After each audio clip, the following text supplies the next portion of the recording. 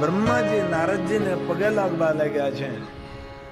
એટલે નારદના મનમાં સંશય થયો કે આ બ્રહ્માજી મારા પિતા છે, હું એનો પુત્ર છું, અને મને શા માટે પ્રણામ કરે છે?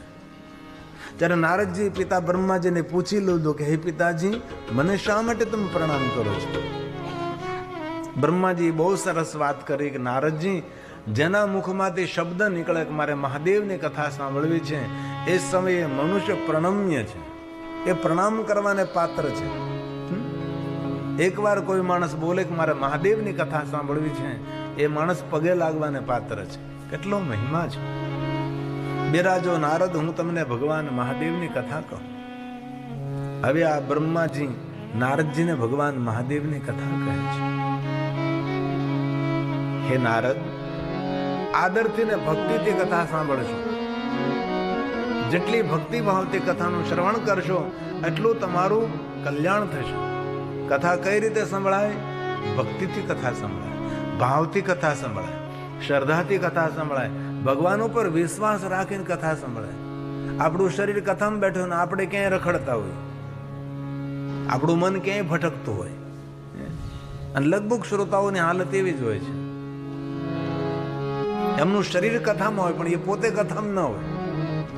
એ તો કેટલું ક્યાંના ક્યાં વિચાર કરતા નહીં, પાછો વળી પકડીને મન લાવે ને થોડીક વાર સાંભળે, વળી પાછો ખેંચાય. ચારે બાજુથી ખેંચા ખેંચ થતું હોય ને એમાં ભગવાનની કથા સાંભળવી બહુ અઘરું છે. મન લગાડી, ચિત્ત લગાડીને ભગવાનની કથાનું શ્રવણ કરે છે, ભગવાન તેની મનોકામના પૂર્ણ કરે છે. ભગવાને વચન આપ્યું છે, જે મારી કથા મનથી સાંભળે છે તેની મનોકામના પૂર્ણ કરીશ. પણ ભટકતું મન માણસને સ્થિર રહેવા દેતું જ નથી. લટકતો પેટ એ રોગની આમંત્રણ પત્રિકા છે. ભટકતો મન એ એન્ઝાયટીનું દ્વાર છે. મન બહુ ભટકે નહીં, માણસોને એન્ઝાયટી બહુ થાય. તેથી ભગવાને વચન આપ્યું છે, જે મન લગાડીને કથા સાંભળશે તેની બધી મનોકામના હું પૂર્ણ કરીશ. બ્રહ્માજીએ નારદજીનો સંશય દૂર કર્યો છે કે નારદજી, તમારા મુખમાંથી શબ્દો નીકળ્યા છે, મહાદેવની કથા સાંભળવી છે. જે મહાદેવની કથા સાંભળે છે પ્રણમ્ય છે, એ વંદન કરવાને પાત્ર છે. જે કથાનું શ્રવણ કરે છે સાક્ષાત રુદ્ર છે, રુદ્ર તુલ્ય છે. એ સાક્ષાત શિવજીના સ્વરૂપો છે. બ્રહ્માજી નારદજીને કહે છે, નારદજી બિરાજો, હું તમને ભગવાન મહાદેવની કથા કહીશ. હવે બ્રહ્માજી બ્રહ્મલોકમાં શિવ કથાનો પ્રારંભ કરે છે અને સ્વયં બ્રહ્મા બોલે છે, હે સાધુ, હે સાધુ. ઘણી વાર પ્રશ્ન થાય કે આ બ્રહ્માજી નારદજીને સાધુ શા માટે કહ્યું? કારણ કે જે કથા સાંભળે છે એ સાધુ છે. કારણ કે ભગવાનની સાધના કરે છે, સાધના કરે તેને સાધુ કહ્યો છે. હે સાધુ, હે સાધુ, હે સાધુ. પછી કોઈ પણ જાતિના હોય, કોઈ પણ જ્ઞાતિના હોય, કોઈ પણ વર્ણના હોય, કોઈ પણ દેશના, કોઈ પણ વેશના હોય, જે કથા સાંભળે સ્ત્રી હોય કે પુરુષ હોય, કારણ કે સાધુનું કોઈ શરીર નથી હોતું. સાધુ સ્ત્રી હોય, સાધુ પુરુષ હોય. સાધુ કોઈ ગણવેશ નથી, સાધુ ગુણવેશ છે. સાધુ એક માનસિકતા છે. તેથી જે કોઈ કથા સાંભળે છે તે સાધુ છે. તેથી બ્રહ્માજી કહ્યું કે હે નારદ, હે સાધુ, હે સાધુ. ભો બ્રહ્મન સાધુ પૃષ્ઠોહમ. જે તમારા મનમાં પ્રશ્નો છે નારદજી, એ બધા પ્રશ્નોનું હું નિવારણ કરીશ. હું તમને શંકર ભગવાનની કથા સંભળાવીશ. પણ તમને શા માટે હું કથા કહીશ? તમારું કલ્યાણ થાય, લોકોનું કલ્યાણ, લોકાનામ હિત કામ્યા, જગત પર ઉપકાર કરવા માટે હું તમને મહાદેવની કથા કહીશ. બ્રહ્માજી બ્રહ્મલોકમાં શિવ મહાપણ કથાનો પ્રારંભ કરે છે. હે નારદજી, કથાનું શ્રવણ કરો. તમે સ્વયં બ્રહ્મા બોલ્યા છે. ભો બ્રહ્મન સાધુ પૃષ્ઠોહમ ત્વયા વિબુધ સતર્મા લોકોપકારિણામ નિત્યમ લોકાનામ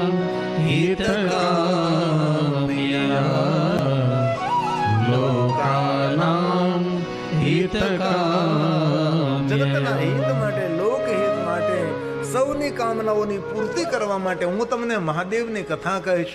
નારદજી, તમે બિરાજો, હું તમને શંકર ભગવાનની કથા કહું છું.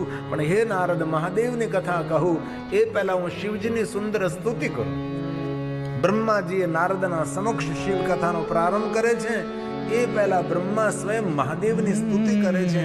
ના શબ્દો સ્વયં બ્રહ્માજીના છે. ભગવાન તમને પ્રણામ કરું છું. નમો સવનંત રૂપાય નીલકંઠ નમોસ્તુતે અવિદ્યાત સ્વરૂપાય કેવલ્યાય મૃતાય ચ કેવલ્યાય મૃતાય ચ.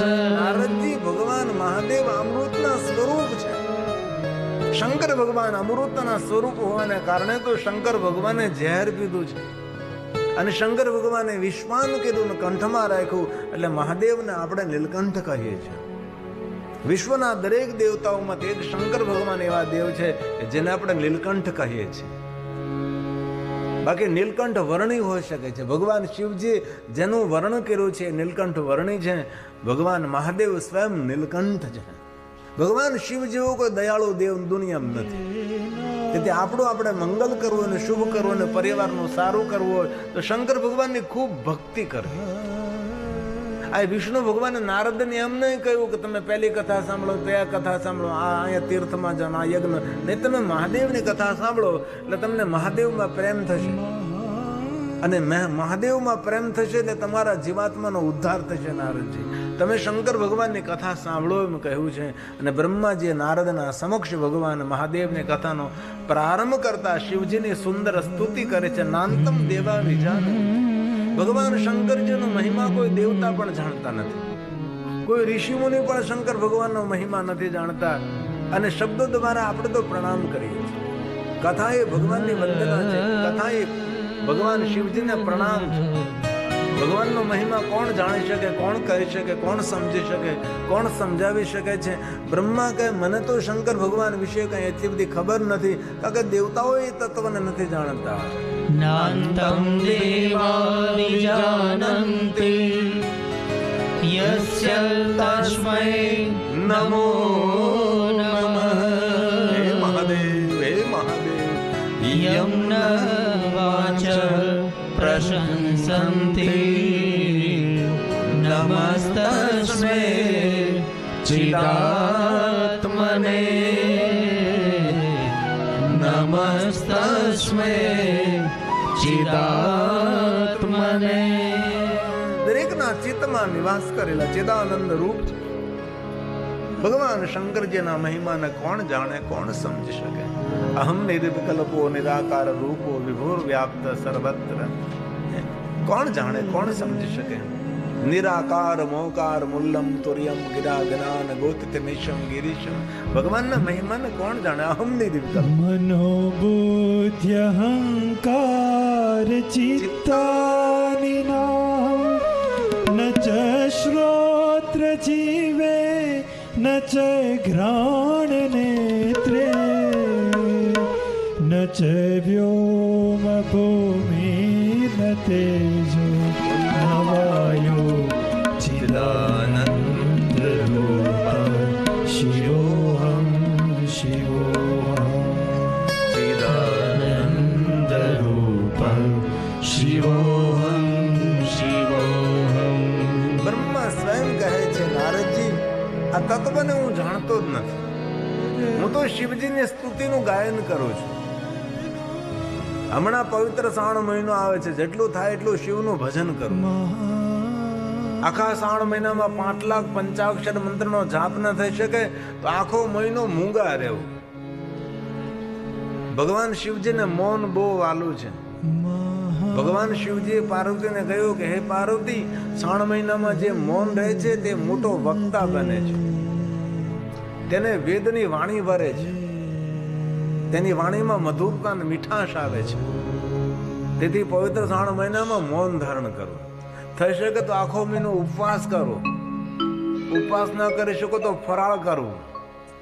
ફરાળ ન કરી શકો તો એક સમય ભોજન કરવું, જેને એકટાણું કહીએ. આખો મહિનો એકટાણું, શ્રાવણ મહિનાનું એકટાણું કરીએ. અને એમ ન થઈ શકે એક દિવસ એકટાણું કરું, બીજે દિવસે 3 ટાણું કરું. આ એક દિવસ એક ટાણું, બીજે ત્રીજે દિવસે 3 બોલ, પાછું બી એક ટાણું. એક દિવસ ઉપવાસ ને એક દિવસ જમવાનું, એક દિવસ ઉપવાસ ને એક દિવસ જમવાનું, આવી રીતે પણ વ્રત કરી શકાય. શ્રાવણ માસની અંદર બને એટલું ભગવાનનું ખૂબ ભજન કરવું. ઈશ્વરનું ભજન થોડું કરવાથી અધિક ફળ આપનારો પવિત્ર શ્રાવણ મહિનો છે. શ્રાવણ મહિનાનો ખૂબ મહિમા. અને આખો મહિનો કાંઈ ન થાય ને તો ધરતી પર હોવું, ધરતી પર સુવાનું પૂર્ણ છે શ્રાવણ મહિનામાં.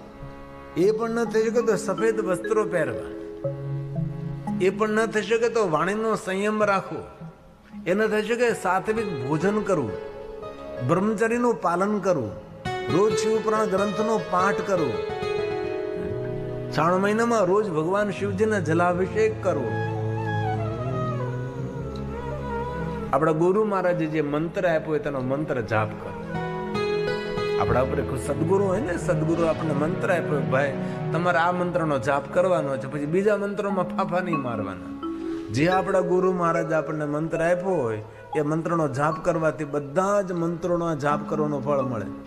જે ગુરુ મહારાજે મંત્ર આપ્યો હોય એ મંત્ર નિષ્ઠાપૂર્વક જપો.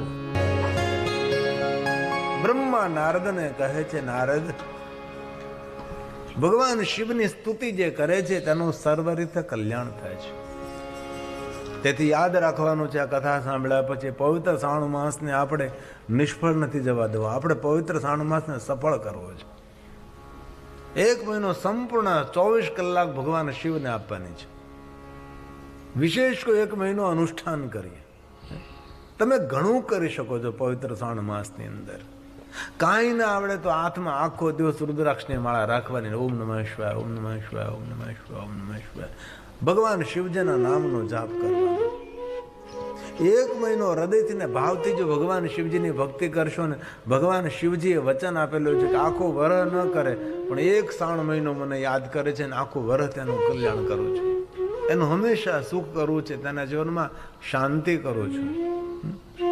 આ મહિનો ભગવાન મહાદેવના પૂજા અર્ચન માટે પ્રસિદ્ધ છે. આ પવિત્ર શ્રાવણ માસમાં મહાદેવજી લક્ષ્મીજીને મળ્યા હતા. કારણ કે વિષ્ણુ પત્ની લક્ષ્મી ભગવાન મહાદેવના પરમ ભક્ત છે. શિવની કઠિન સાધના કરી ભગવાન મહાદેવના દર્શન માટે. શિવજીના દર્શન થતા નતા. લક્ષ્મી અસ્તાનોત્પન્નસ્ય મહાદેવસ્ય, લક્ષ્મીજી પોતાનું અંગ કાપી અને ભગવાન શંકરને અર્પણ કર્યું છે. અને ભગવાન શંકરજી પ્રગટ થયા અને ભગવાન મહાદેવજી લક્ષ્મીજીને કેટલા ઘણા વરદાનો આપ્યા છે. અને લક્ષ્મીજીએ ભગવાન મહાદેવને કહ્યું કે મહાદેવજી, જે કોઈ પવિત્ર શ્રાવણ માસમાં તમારી ભક્તિ કરે ને તેના પર વિષ્ણુ પત્ની હું લક્ષ્મી પ્રસન્ન રહીશ. લક્ષ્મીને રીઝવવા માટે પવિત્ર શ્રાવણ માસમાં શિવજીની ભક્તિ કરવી પડે છે. ઘણા માણસો એમ કહે કે શિવની ભક્તિ કરવાથી સંપત્તિ ના મળે. અરે શિવની ભક્તિ કરવાથી બધી જ મતિ પણ મળે છે. મહાકાલની ઉપાસના કરવાથી ક્રિયા શક્તિ મળે છે. મહાલક્ષ્મીની ઉપાસના કરવાથી દ્રવ્ય શક્તિ મળે છે. અને માતા સરસ્વતીની ઉપાસના કરવાથી જ્ઞાન શક્તિ મળે છે. આ દેવીઓની ઉપાસના કરવાનો મહિમા છે. મહાકાલની પત્ની છે મહાકાલી. તેથી મહાકાલીની ઉપાસના કરવાથી ક્રિયા શક્તિ, મહાલક્ષ્મીની ઉપાસના કરવાથી દ્રવ્ય શક્તિ અને માતા સરસ્વતીની ઉપાસના કરવાથી જ્ઞાન શક્તિ. માતા સરસ્વતીને રોજ યાદ કરવા ભાઈ. કારણ કે જેની સરસ્વતી રૂઠે ને એના મોઢામાંથી કડવા શબ્દો નીકળે છે.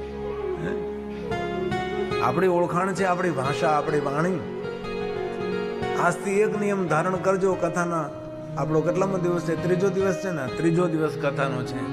આજે 3જા દિવસે નક્કી કરવાનું છે કે હું રોજ સવારમાં બ્રહ્મ મુહૂર્તમાં આંખ ખુલે જ, ભલે આપણે ઊભા ન થાય. બાકી 3 વાગ્યા પછી માણસની નીંદર તૂટે જ. 3 વાગ્યા પછી 3, 3:30, પોણા 4, 4, હવા 4 માણસ જાગે જ. પછી આળસુનો પેર હોય તો ઊભો ન થાય, એ હૂતો રહે. પણ ખરેખર તો ભગવાન તેને જગાડે, જાગ, આ બ્રહ્મ મુહૂર્ત થયું તો ઊભો થતો. એટલે આવતીકાલથી બ્રહ્મ મુહૂર્તમાં આંખ ખુલે એટલે માતા સરસ્વતીને ખૂબ વિનંતી કરવાની છે, મા સરસ્વતી મને તો વાણી મધુર આપજે. જેની માતા સરસ્વતી રૂઠી જાય ને તેની વાણીમાં કટુતા આવે. અને વાણીની કટુતા ઘરને નરક બનાવી દે કે નહીં? કડવી વાણી હોય એનું ઘર સ્વર્ગ જેવું હોય તો પણ ત્યાં નરક ઊભું થઈ જાય. તેથી વાણીની મધુરતા માતા સરસ્વતી આપે છે. આપણો સોમવાર હોય તો આપણો કેટલું ખાઈ જાય છે. આખા ગામને કહેતા ફરી કે આજ મારો ઉપવાસ છે, આજ મારો ઉપવાસ છે. પણ આપણું મન જાણતું હોય કે કેટલું પેટ ભારે છે. ક્યારેક પેટ ખાલી રાખવું જોઈએ. જીવનમાં તપ કરવું જોઈએ. તપથી આપણી સકારાત્મક ઉર્જા વધે. તપ કરવાથી આપણા જીવનની મલિનતા ઓછી થાય. સોનાને અગ્નિમાં તપાવીએ તો શું થાય? એની જે મલિનતા હોય એ સોનાની દૂર થાય અને સોનામાં શુદ્ધતા આવે. એમ આપણે પણ તપ કરીએ તો આપણા જીવનમાં વિકારોની શુદ્ધતા આવે. તપ કરવું જોઈએ. સવારમાં સ્નાન કરી પવિત્ર બની તમારા ઘરનું નાનકડું દેવસ્થાન હોય ને થોડી વાર માટે બેસવું જોઈએ. આ તો બા એકલા પૂજા કરે, ભાભાને કઈ ચિંતા જ નહીં. બસ ઘરમાં બા પૂજા કર્યા કરતા હોય, આ દાદો કાંઈ ન કરે. બેઠો બેઠો આપતો હોય સોફા પે. હું પણ થોડું તો કઈ કરવું જોઈએ કે નહીં? ઘણા ઘરોમાં પૂજા કરવાની હરીફાઈ હોય. ઘરના બધા છોકરા એમ કે નહીં, આ બાપુજી હું પૂજા કરીશ. ત્યાં બાપુજી એમ કે નહીં નહીં દીકરા, પૂજા તો હું જ કરીશ. ત્યાં માં એમ કે નહીં, તમારે કોઈ નથી કરવાની, પૂજા તો હું જ કરીશ. અને ઘણા ક્રમ એવું કે તું દીવો કરી લે નહીં, તું દીવો કરી લે નહીં, તું કરની, તું કરની. દીવો કરવા ઝઘડા કરતા હોય છે. મારે જ રોજ દીવો કરવાનો ભગવાનને. આવા પણ ઘર છે. નારદજીનો જે જયકાર થયો છે, ઇન્દ્રને સંભળાનો છે. ઇન્દ્રને ચિંતા થઈ કે નારદજી એટલું કઠિન તપ કરે છે, નારદજીના તપમાં વિક્ષેપ કરો. નારદના તપમાં વિક્ષેપ કરવા માટે ઇન્દ્રએ પોતાના મિત્ર કામદેવને મોકલ્યા છે. જ્યારે જ્યારે કોઈ તપ કરે છે તેના તપમાં વિક્ષેપ પહેલા ઇન્દ્ર કરે. આપણે તપ કરીને ભજન કરીએ એટલે કામનાઓ જાગે છે. એની કામનાઓ પૂર્તિ કરવામાં આપણે લાગી પડી એટલે તપ આપણું વિસરે છે. નારદજીએ કામદેવને મોકલ્યા છે. નારદજી ઉપર પ્રયોગ કર્યો છે. નારદજી ઉપર કામદેવનો કોઈ પ્રભાવ પડ્યો નથી. અંતે કામદેવને યાદ આવ્યું કે આ જગ્યા પર બેસી અને મહાદેવજીએ તપ કર્યું હતું. તેથી આ શંકર ભગવાનની તપસ્થલી છે. અહીંયા મારો કોઈ પ્રભાવ નહીં ચાલે. કારણ કે શંકર ભગવાન એકવાર તપસ્યા કરી હતી અને કામદેવે તેના પર પ્રયોગ કરવા ગયા હતા અને મહાદેવે ત્રીજો નેત્ર ખોલીને કામને બાળીને ભસ્મ કર્યો હતો. ત્યારે ભગવાન શિવજી એ સ્થાનને વરદાન આપ્યું હતું. આ જગ્યા પર બેસીને જે કોઈ તપ કરે છે તેના પર કામનો પ્રભાવ નહીં પડે. જે જગ્યાએ શિવજીએ તપ કર્યું હતું એ જ સ્થાન પર બેસીને નારદજી તપ કરે છે. એટલે સ્થાનનો પ્રભાવ છે. ઘણા માણસો તમને એમ કે તીર્થમાં શા માટે જવું છે? ભગવાન તો બધા એક જ છે ને.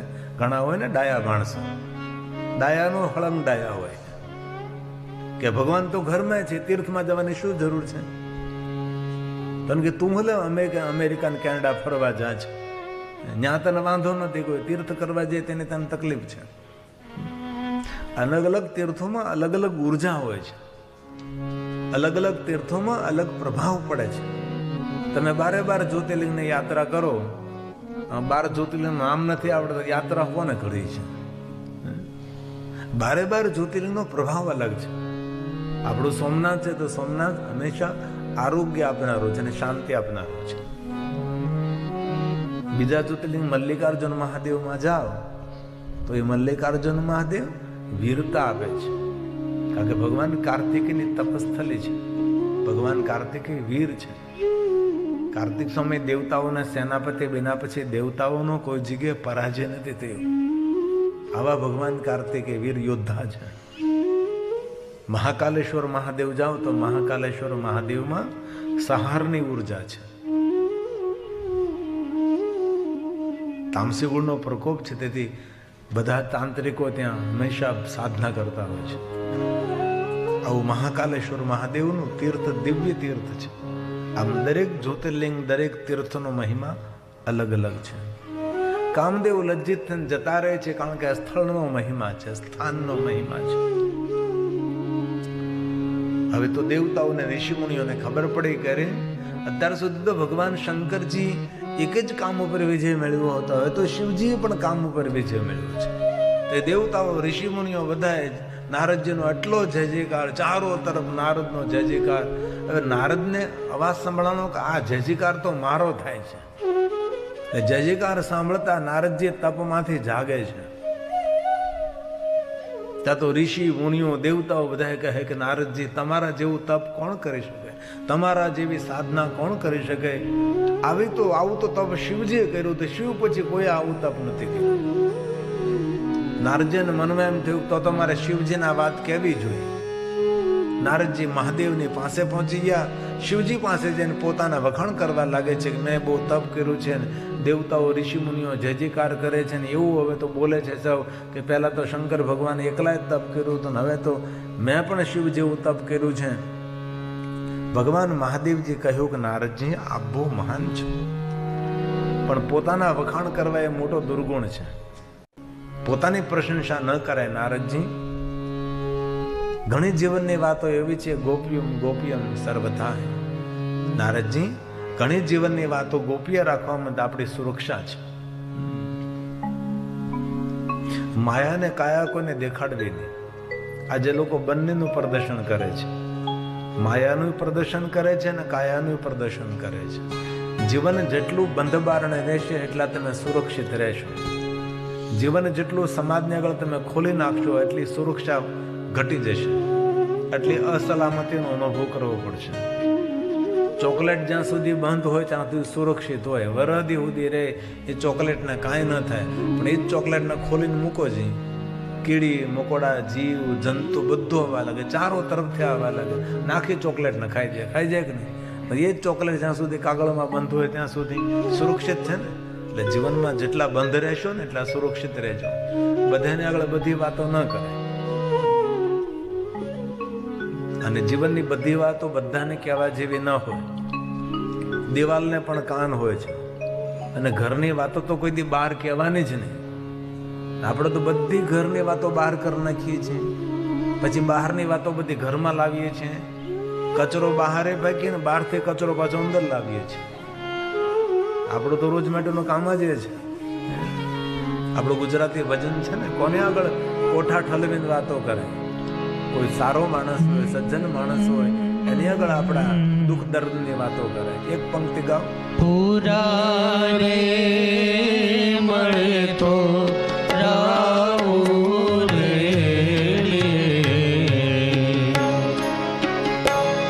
હે પૂરા રે મળે તો રાવું રે, ન કરીએ અધૂરિયાને વાત.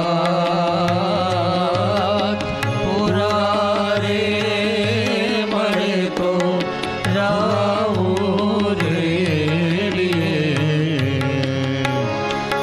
સંતો ભાઈ પૂરા રે મળે તો રાવું રે. જેની તેની સામે આપણી મજબૂરી નહીં કહેવી, કોઈને સામે આહોડા નહીં પાડવાના. કોઈ પણ પૂછે બધ મજામાં જ છે. આપણું દુઃખ કોઈને કહેવાથી દુઃખ ઘટી જતું નથી, દુઃખ વહેંચવાથી વધે છે. તેથી દુઃખ આવે જ્યારે ભગવાનની સાધના ઉપાસના અનુષ્ઠાન થોડું ધૈર્ય રાખવાનું. આ દુનિયાની કોઈ નદી સીધી ચાલે છે? બધી નદીઓ ટેડી મેળી ચાલે છે. નદીના જીવનમાં ચડાવ ઉતાર. માતા ગંગાનો નદીનો પ્રવાહ જો ચડાવ ઉતાર, કેટલા પહાડો કેટલા પથ્થરોની સામે ટકરાતે માં નદી છે વહેતી રહે છે. જીવન પણ એક નદીનો પ્રવાહ છે. એ ક્યારેક સુખ હોય, ક્યારેક દુઃખ હોય, ક્યારેક માન હોય, ક્યારેક અપમાન હોય, ક્યારેક માનસિક પીડા, ક્યારેક આર્થિક પીડા, ક્યારેક શારીરિક પીડા હોય. એમાં ધૈર્ય રાખવું. રાત્રિ રોજ રહેતી નથી તો દિવસ થોડો રોજ રહેવાનો છે. તેથી રાત્રિ પૂર્ણ થશે તો દિવસ આવી જશે, અને દિવસ પૂરો થશે જીવનમાં ક્યારેક રાત્રિ પણ આવશે. કભી ખુશી કભી ગમ. જીવન ચાલતું જ રહેશે. જે વસ્તુ શીખવા જેવી છે, ભલે સારી પંક્તિઓ છે, સારું છે, સારું યાદ રહે તમને, પણ ઘણા બધા સ્તોત્ર આવડવા જોઈએ, ઘણી બધી સ્તુતિઓ આવડે છે, ઘણા અષ્ટકો આવડવા જોઈએ. ભગવાન મહાદેવજીએ નારદજીને ખૂબ સમજાવ્યા છે, પણ નારદજીએ ભગવાન મહાદેવની વાત બહુ હૈયા ધરી નહીં, અને નારદજી ભગવાન વિષ્ણુની પાસે જાય છે અને ભગવાન શિવજીએ કહેલું નારદજીને, હરેર અગ્રે વિશેષતઃ, તમે જે તમારા જીવનની તપની વાત છે કોઈને કહેશો નહીં. વિષ્ણુ ભગવાનને તો ભૂલથી તમે નહીં સંભળાવો. વિષ્ણુ ભગવાનની પાસે પહોંચી જાય છે. વિષ્ણુ ભગવાનની સામે જઈ નારદજી પોતાના વખાણ કરવા લાગે. ઘણા માણસો પોતાના વખાણ ખૂબ કરે અને બીજાના વખાણ તેને કરવાય ન ગમે, બીજાના વખાણ સાંભળવાય ન ગમે. અમારે ઘણા અજમાનો હોય તમને પહેલેથી કે જો અમારા ખૂબ વખાણ કરજો. મેં કીધું ભગવાનની કથા સાંભળવા તે કથાનું આયોજન કર્યું છે કે વખાણ કરવા? 3 કલાકની કથામાં 2-3-4 વખત તો અમારું નામ લેવાનું છે. જજમાનો અલગ અલગ હોય, ઘણા ભક્તિભાવ વાળા હોય. આમ આખી કથા એવી ભગવાનની ભક્તિથી કરે, અકલ્પનીય, અજબ ગજબ. શ્રદ્ધાવાન લોકો, શ્રદ્ધાવાન લબ્ધતે. શ્રદ્ધાવાન માણસોને બહુ જ બધું પ્રાપ્ત થાય છે. શ્રદ્ધા અને વિશ્વાસ તો શિવ અને પાર્વતીનું સ્વરૂપ છે. શ્રદ્ધા એ સાક્ષાત પાર્વતી છે, વિશ્વાસ એ તો સાક્ષાત ભગવાન શિવ છે. અને શ્રદ્ધા અને વિશ્વાસ વગર આપણે શિવ સુધી કઈ રીતે પહોંચી શકીએ? રામચરિતમાન ભવાની શંકરો વંદે શ્રદ્ધા વિશ્વાસ રૂપિણો યાભ્યામ વિના ન પશ્યન્તિ સીતા સ્વાંત સ્થમીશ્વરમ ભવાની શંકરો વંદે શ્રદ્ધા વિશ્વાસ રૂપિણો. નારદજી ભગવાન વિષ્ણુની સામે જોઈ અને ખૂબ પોતાની પ્રશંસા કરી છે. વિષ્ણુ ભગવાન કહે છે, નારદજી તીર્થોમ તું તવા ગમા. તમારે પોતાએ તીર્થોમાં જવું નથી પડતું. અને બધા તીર્થો નારદજી તમે જ્યાં જ્યાં જાઓ છો ત્યાં ત્યાં તીર્થો આવે છે. ધન્યસ્તો મુનિ શાર્દુલ. નારદજી તમે બહુ મહાન છો, તમારા જેવા મહાન કોણ હોઈ શકે છે? અને ક્યારે કોઈ અહંકારી માણસ તમને મળે ને એને ખૂબ વખાણ કરજો, એ ખૂબ રાજી થશે. એમને ગુલાબ જાંબુ ખવડાવશો તો રાજી નહીં થાય. એટલે વારંવાર ગુલાબ જાંબુનું નામ લઉં છું, લેવું તેમ સમજતા કે મને ગુલાબ જાંબુ ભાવે છે. હું કોઈ દી ચાખતોય નથી. એને ખૂબ રાજી થશે. અહંકારી માણસોને તમે વખાણ કરો ને એને એમ થાય કે હવે કથા સાંભળ્યું જ નથી, આજ સાંભળવું છે આપણે, આમને માયલા જ કરવું છે આપણું.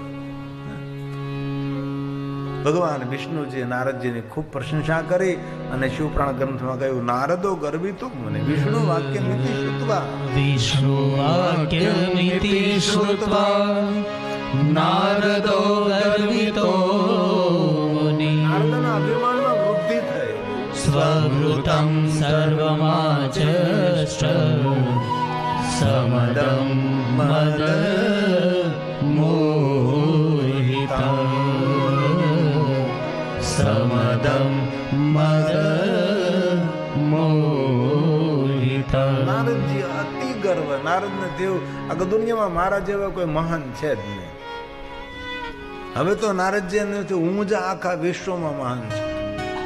આ દુનિયામાં એવો કોઈનો જન્મ નથી થયો કે જેને કાંઈ થોડી પ્રભુતા મળી હોય ને અભિમાન ના આવે.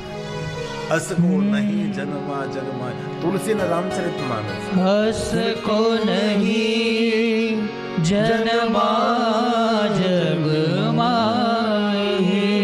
તુલસીજીએ કહ્યું રામચરિત માનસમાં કે આ દુનિયામાં એવા કોઈ માણસનો જન્મ જ નથી થયો કે જેને કાંઈ પદ પદવી અને પ્રભુતા મળી હોય અને અભિમાન ન આવે. અસ કોઈ નહીં, કોઈ નહીં. અને વાતે સાચી છે. એક જ મહાદેવ જેવા દેવ છે કે શિવજીએ કોઈ જગ્યાએ અભિમાન નથી કર્યું. આ શિવજી મહાન કઈ રીતે? કઈ પિતાંબર પહેરે છે? નહીં. નહીં પિતાંબર, શ્વેતાંબર, લીલાંબર, સોના ચાંદી, હીરા મોતી મુકુટ આવું કાંઈ નથી. મહાદેવ પાસે કાંઈ નથી. મોક્ષમ ઘટવાંગમ પરશો રજનમ ભસ્મ ભણિનામ. બસ શંકર ભગવાન પાસે કાંઈ નથી. તો પણ શિવજી એટલા મહાન કેમ? કે શિવજી પાસે સદગુણ છે. એક પણ દુર્ગુણ મહાદેવ પાસે નથી.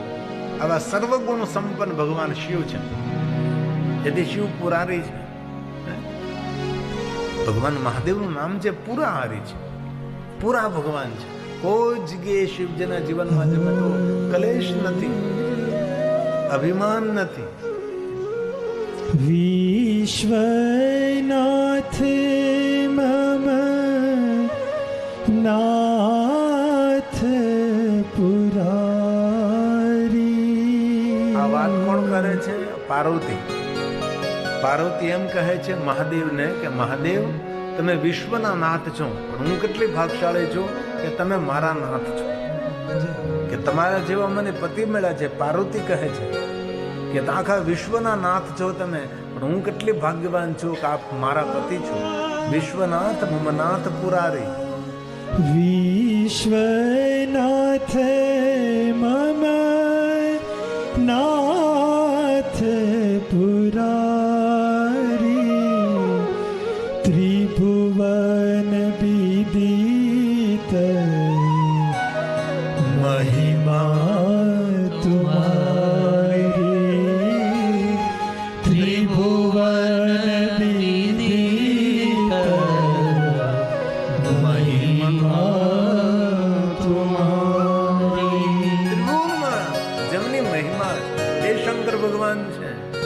તેથી તુલસીએ કહ્યું કે આ દુનિયામાં કોઈ એવા માણસ નથી. એક શંકર ભગવાન છે, દેવ મહાદેવ, નાથોનો નાથ મહાન ભોલેનાથ.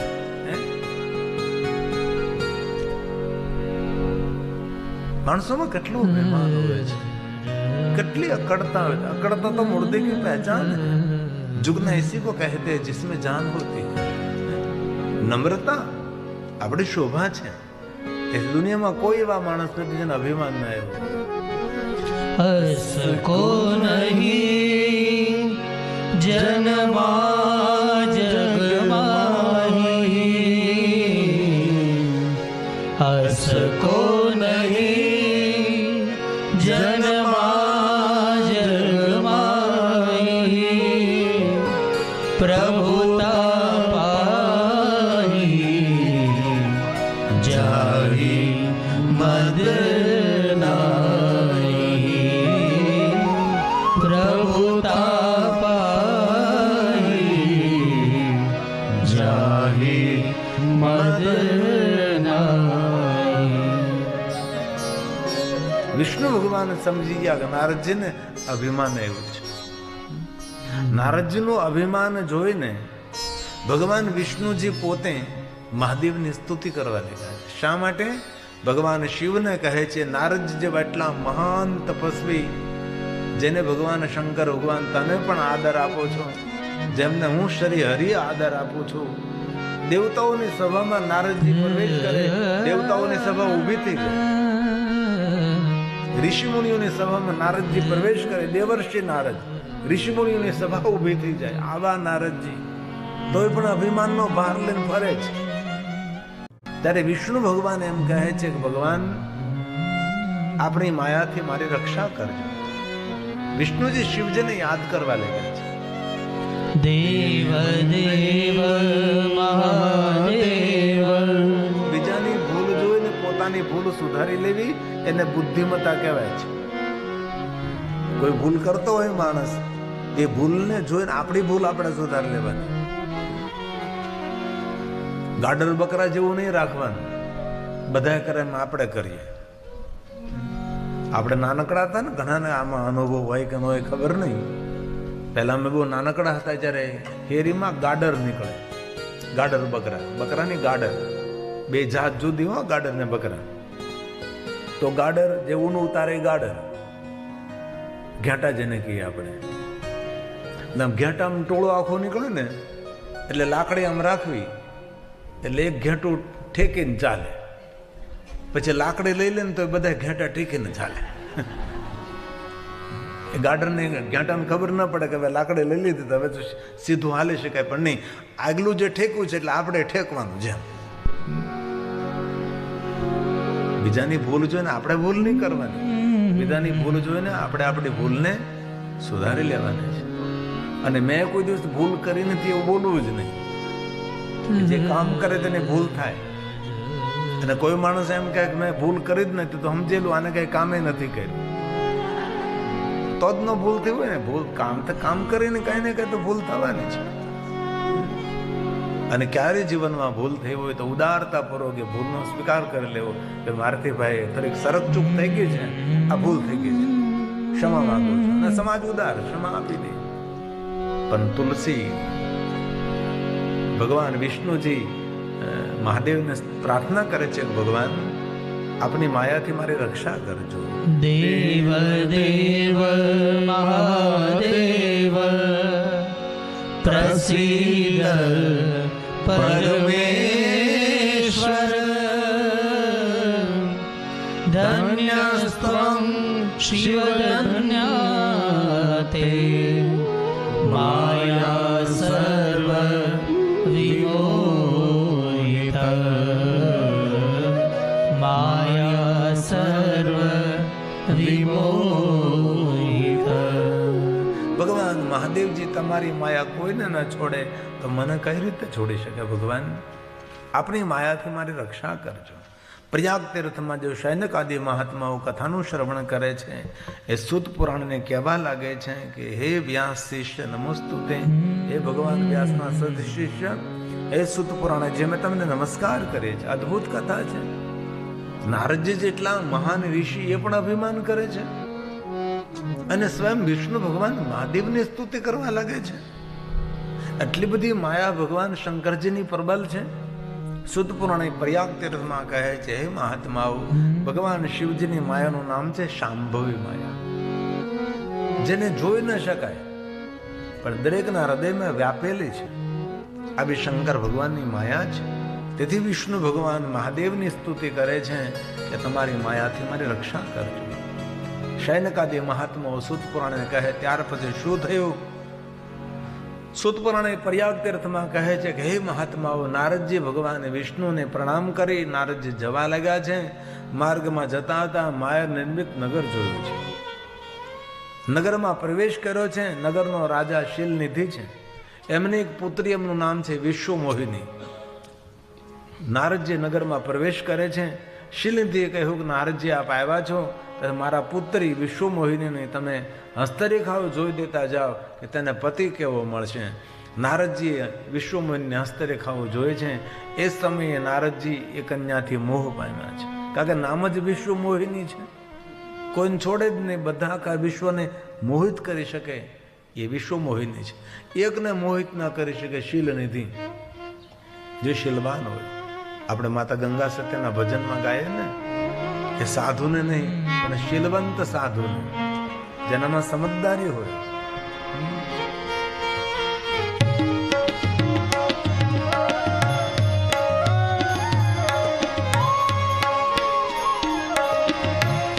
શીલવંત સાધુને પરંતુ વારે વારે નામીએ પામવા, બદલે નહીં વર્તમાનને.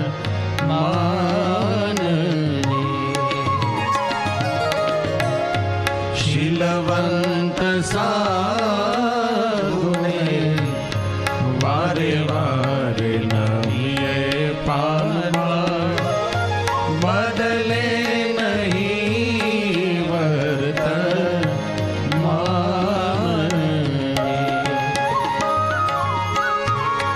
ચિત્તની વૃત્તિ દેવી સદાય નિરમણીને,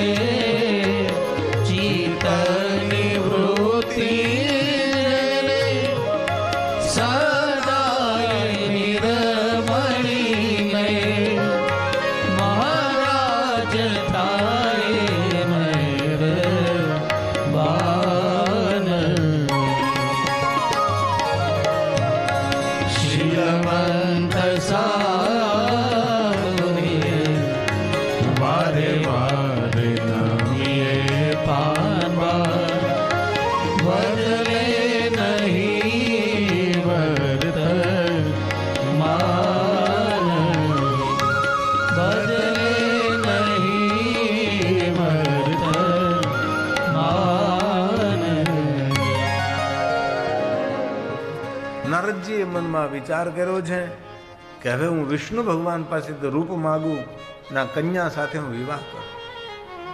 અહંકાર જાગે, અહંકારમાંથી કામનાઓ જાગે, કામનાઓ પૂરી ન થાય, ક્રોધ આવે ને ક્રોધ માણસનું જળમૂળમાંથી વિનાશ કરે છે. ક્રમશઃ દુર્ગુણ પ્રવેશ કરે છે. પહેલા અભિમાન આવે, અભિમાન પછી ધીરે ધીરે પોતાના બધા સગા સંબંધીઓને લાવે અને માણસનું પતન કરે. વિષ્ણુ ભગવાન પાસે ગયા છે, રૂપની માંગણી કરી છે.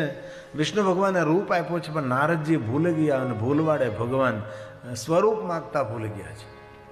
બીજા જેવા દેખાઈ શકીએ પણ બીજા જેવો સ્વભાવ ન બની શકે. નારદજી ભગવાન વિષ્ણુ જેવા બનીને માયનિર્ભર નગરમાં વિષ્ણુ મોહિની સાથે પરણવા જાય. સંયમવર છે, રાજા મહારાજાઓ આવેલા છે, તેમાં વિષ્ણુ ભગવાન પણ પધાર્યા છે. વિષ્ણુ મોહિની સંયમવરની અંદર પહેલા કન્યાને પ્રધાનતા આપવામાં આવતી. કન્યા પોતે વરને પસંદ કરે અને કહેવાય સંયમવર. ફૂલની માળા લઈને વિષ્ણુ મોહિની ફરી રહ્યા છે. વિષ્ણુ ભગવાનને જોવે છે, વિષ્ણુ ભગવાનને અર્પણ કરે છે. નારદજી નારાજ થાય છે અને ભગવાન મહાદેવના ગણો શિવજી નારદજીની બાજુમાં બેઠેલા. એટલે ભગવાન શંકરજીના ગણોએ કહ્યું કે હે નારદ મુનિ ત્વમ, આપનું મુખ જરા જોખો. વૃષા મદ મોહિત, આપ વૃથા મદ કરો છો.